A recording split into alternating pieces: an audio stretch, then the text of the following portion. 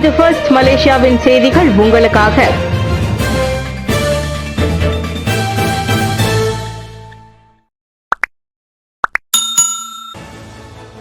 ஹெலிகாப்டர்கள் விபத்து விசாரணை விரிவாக மேற்கொள்ளப்படும், TLDM உறுதி.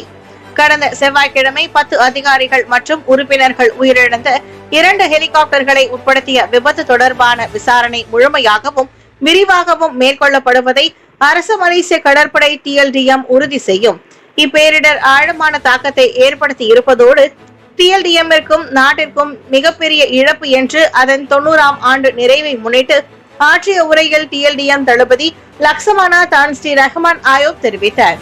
இந்த கடினமான ஒரு சூழ்நிலையை எதிர்கொள்ளும் பாதிக்கப்பட்டவர்களின் குடும்ப உறுப்பினர்களின் வேதனையை தம்மால் புரிந்து கொள்ள முடிவதாக கூறிய அவர், அவர்கள் உறுதியுடன் இச்சூழலை எதிர்கொள்ளும் வலிமையை பெற தாம் பிரார்த்திப்பதாக குறிப்பிட்டார்.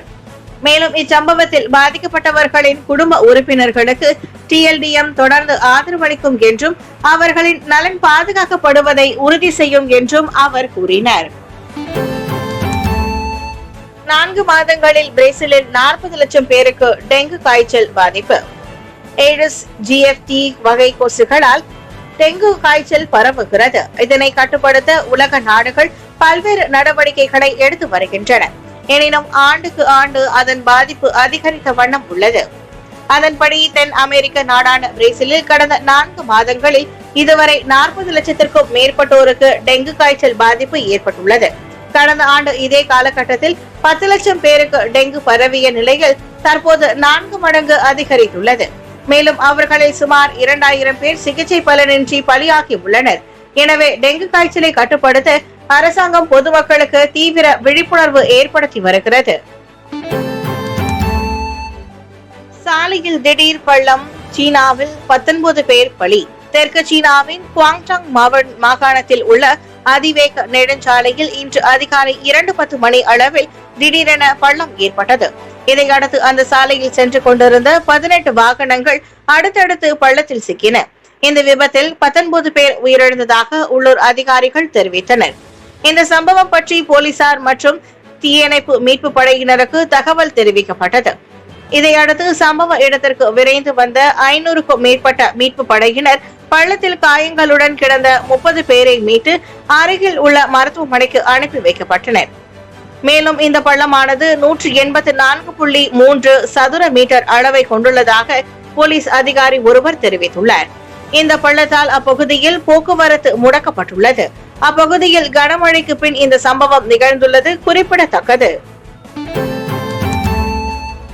ஹைட்ரஜன் துறைகளில் புதிய ஒத்துழைப்பு, சவுதியுடன் ஒத்துழைக்க மலேசியா தயார்.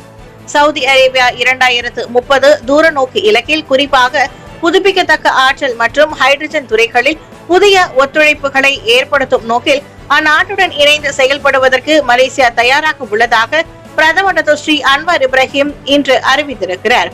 மலேசியாவில் உயர் மதிப்பிலான திட்டங்களில் சாத்தியமான முதலீட்டை மேற்கொள்வதற்கு சவுதி அரேபியாவில் உள்ள முதலீட்டாளர்களுக்கும் அவர் அழைப்பு விடுத்துள்ளார். யாமாமா அரண்மனையில் பட்டத்து இளவரசர் மற்றும் சவுதி அரேபியாவில் பிரதமர் முகமது பின் சல்மானை சந்தித்த போது நிதி அமைச்சருமான அன்வார் இப்ராஹிம் அந்த விவகாரத்தை பகிர்ந்து கொண்டார். இரு நாடுகளுக்கும் இடையிலான வர்த்தகம் மற்றும் முதலீட்டு உறவுகள் குறித்தும் அவர்கள் இருவரும் பேச்சுவார்த்தை நடத்தியதாக தனது ட்விட்டர் தளத்தில் பிரதமர் குறிப்பிட்டிருந்தார்.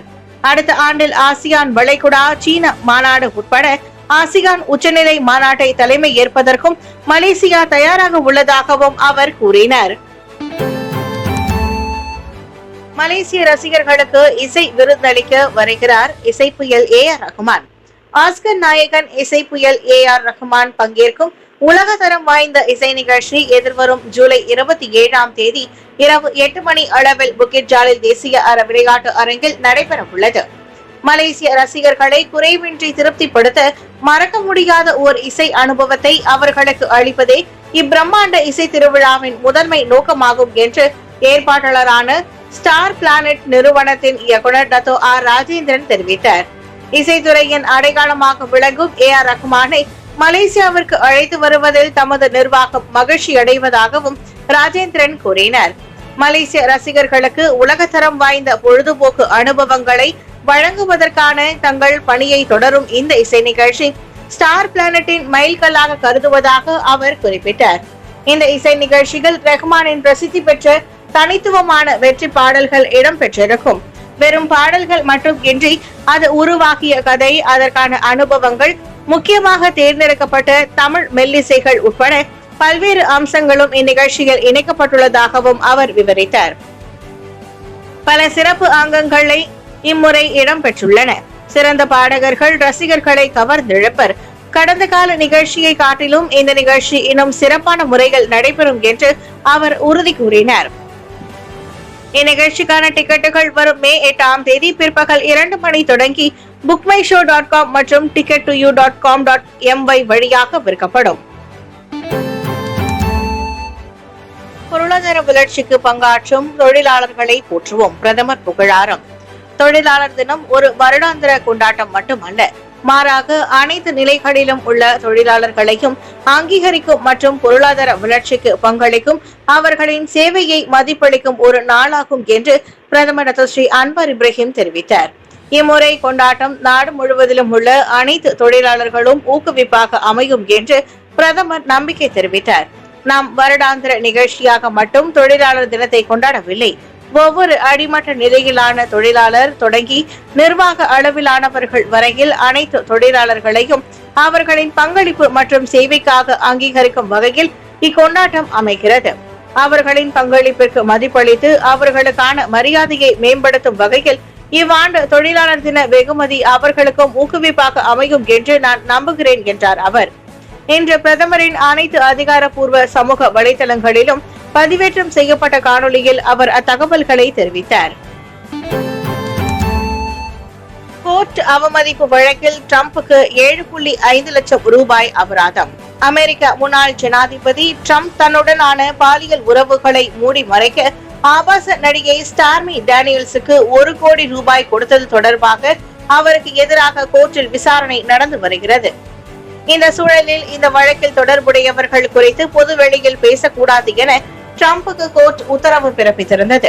ஆனால் அவர் அதனை மீறி வழக்கில் தொடர்புடையவர்களை பொதுவெளியில் தொடர்ந்து விமர்சித்து வந்தார். இதனைத் தொடர்ந்து கோர்ட்டை அவமதித்ததாக கூறி டிரம்ப் நேற்று கோர்ட்டில் ஆஜர்படுத்தப்பட்டார்.